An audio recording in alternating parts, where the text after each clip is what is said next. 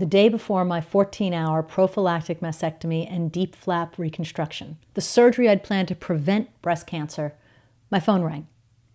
I was on a Zoom call, 10 coaches on the camera. I muted myself, excused myself, and I answered. And I heard the words, "Joelle, it's doctor. I'm sorry, it's malignant."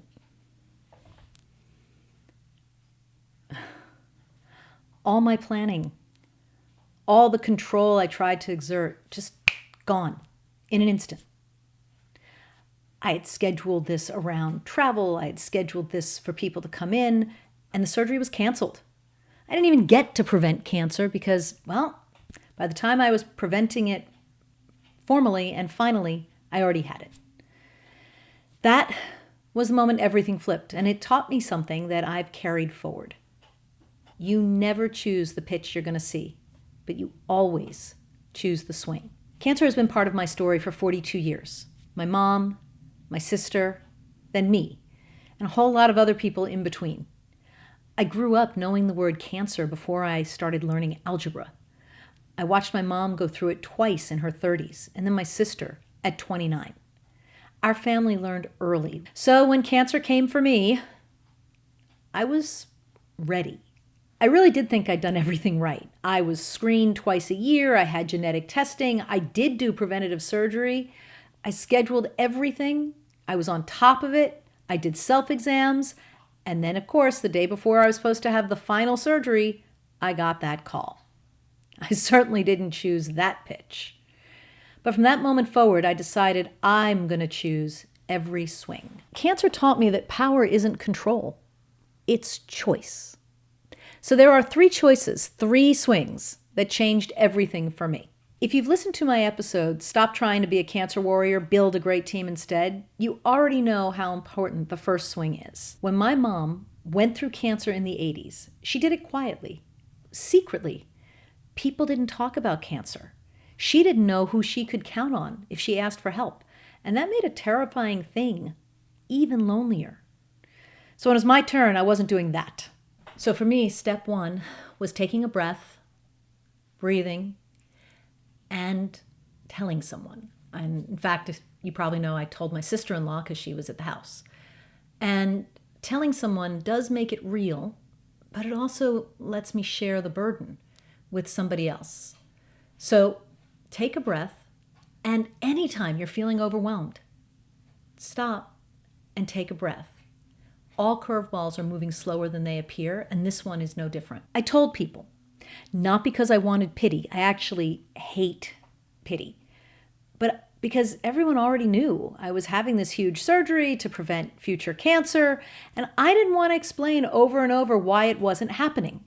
I wanted support, but I wanted support on my terms, which of course I have to tell people, I have to define. So I sent one big email. One truth, one ask. The ask was, I need a referral to an oncologist. The most amazing thing happened when I sent out that email. I did get lots of, "Oh no, I'm sorry this is happening to you," which is normal and very sweet. But a number of people popped up and said, "I know somebody who had triple negative breast cancer and I know who their oncologist is." Or, "I know somebody who works at Stanford or UCSF, which are the hospitals near me.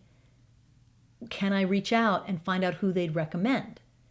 And these people, one was my sister, who was an obvious person to tell, but one was somebody that I knew almost casually and really put herself out there. And then another was someone I knew pretty well who herself hadn't been a cancer patient, but knew other women with breast cancer who were in our area, and asked if she could reach out to them. And so instead of me trying to find an oncologist, now I had multiple people asking and trying to find the right oncologist. And I remember the one that was a more distant, who's become a close dear friend, her saying, "Look, what we're doing is we're trying to triangulate who everybody recommends so we can find the person who's likely to be the best fit." How great was that? And it even eased my burden because this would be my choice. But all these people were doing some of the research for me to give me an informed choice, to give me power. Within hours, I had oncologist referrals and offers to help and a whole lot of love. That's the first swing. Let people in. Because isolation isn't strength, connection is. That moment reminded me, even when you're the one in treatment, you still have power. The power to choose your mindset, your routine, even the timing of your treatment. You can and should ask questions. You can get second opinions. You can understand your pathology report and your options and the impact of every decision. For me, self-advocacy wasn't about control. It was about clarity. I didn't want to fight blindly. I wanted to partner with my doctors and make decisions from knowledge, not fear. That's what real power looks like when you're facing cancer. You don't have to be a warrior. You just have to be your own best informed advocate. Nobody is thinking about your cancer in its totality as much as you are. That is the second swing. Cancer collapses time. It makes it clear you can't pretend you have forever. So that's when I started creating or noticing what I call happiness tripwires. I love talking about happiness tripwires. So my favorite of the happiness tripwires that I invented was when I had to give my kids a way they could help me while they were away at college or home. So one of my kids and I were very close, and there was no way, because he's a collegiate athlete, that he could come home during my treatment. Just impossible. Hopefully I was going to get to go to see him play, but he couldn't come back. And he felt terrible. He felt like he was letting me down. So I said to him, you know what you could do that would really help? And it did. You could write me a letter that I will get in time for each of my infusions. And my infusions were weekly for the first protocol. So I said, I'm going to open those letters. They were digital, but I'm going to open them at the infusion center before I start chemotherapy. And they're going to be like a taste of digital chocolate. So every week for 12 weeks, I got a letter from my 19-year-old college freshman son telling me about his life, telling me I was on his mind, telling me what was happening in his classes or with his friends or in baseball. But I have 12 letters. Letters of connection. Letters that light me up now just thinking about them. They were delicious. I had a happiness tripwire that I asked a rabbi to help me with. I said, I don't read Hebrew well, but I love music.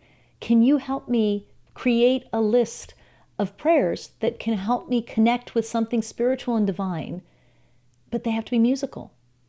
And she sent me a YouTube list of wonderful prayers and songs, and I'd start them after I'd had my digital chocolate, just to put myself in a place where I recognize the universe is bigger than me, and I can connect, and I can feel joy in the music. I had a happiness tripwire of people driving me to my chemotherapy because I didn't want my husband to do it every week. I didn't want anyone to be obligated to do that every week. Instead, I got different people who did it every week, and I got to visit with a friend. And they'd come, they'd sit with me, they'd watch me with my letters and my prayers, we'd talk. Often they'd bring me lunch because my infusions were like 5 or 6 hours because I was cold capping to keep my hair. And it was amazing. And I got to know people. And some of the people who volunteered to pick me up or drive me were not people I was close friends with. They're just people who wanted to do something, and that was something they could do. It was great for both of us. So these don't have to be bold, big gestures. One of my friends who lives in Texas sent me a card, I don't know, every other infusion. They were just these funny cards about cancer picked the wrong person to mess with. But they made me smile. Another friend sent me a text of emojis with kisses every time I had an infusion. So these don't have to be big or outlandish. I forget, I should tell you the last one. I got a port, it was right here, and I got a port so that I wouldn't get stuck with needles in order for them to do labs, in order for them to do infusions, and I really like the port. The port was great. But it is visible, and it is a reminder that you're going through chemotherapy. So I wanted to make that more fun too. So I asked my friends if they would help me come up with a name for my port. And one of my friends, she came up with the name Voldeport. So I introduced Voldeport, I don't have it anymore, Voldeport to my nurses whenever they were accessing my port, and everyone started to laugh. And laughter just feels good. And now I've encouraged lots of people to name their port. And we've had Portabella, we've had I am Montego Portera, we've had all kinds of funny names for the port. And the port doesn't care, it's a medical device. But it's amusing and it gives just a little moment of joy. So I invite you not to look for huge things, look for the small things and just notice them. And if you're someone listening who's trying to figure out how to support somebody going through cancer, well, look, send them a text, write them a note. If you want to be really big, set up the food train if they want one. If you're out of state and you feel like I can't do the food train, DoorDash, Uber Eats, any kind of food delivery service, just ask them what they want. You're releasing a happiness tripwire for that person and for you. And when you do that, your life feels better. So I don't think you have to wait for cancer to line your life with happiness tripwires. But if you're going through cancer, happiness tripwires will really bolster you. Because when the next curveball comes, those memories catch me and hold me up. They trip me into a moment of joy instead of despair. See, that's the third swing. Building joy into your life on purpose. So if you're listening and feeling powerless, here's how you can start reclaiming your power back from cancer right now. Step 1, breathe. Put your hand on your chest and say, this is happening, and I am still here.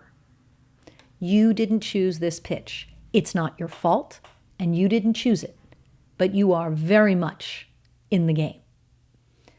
Step 2, write out your lineup.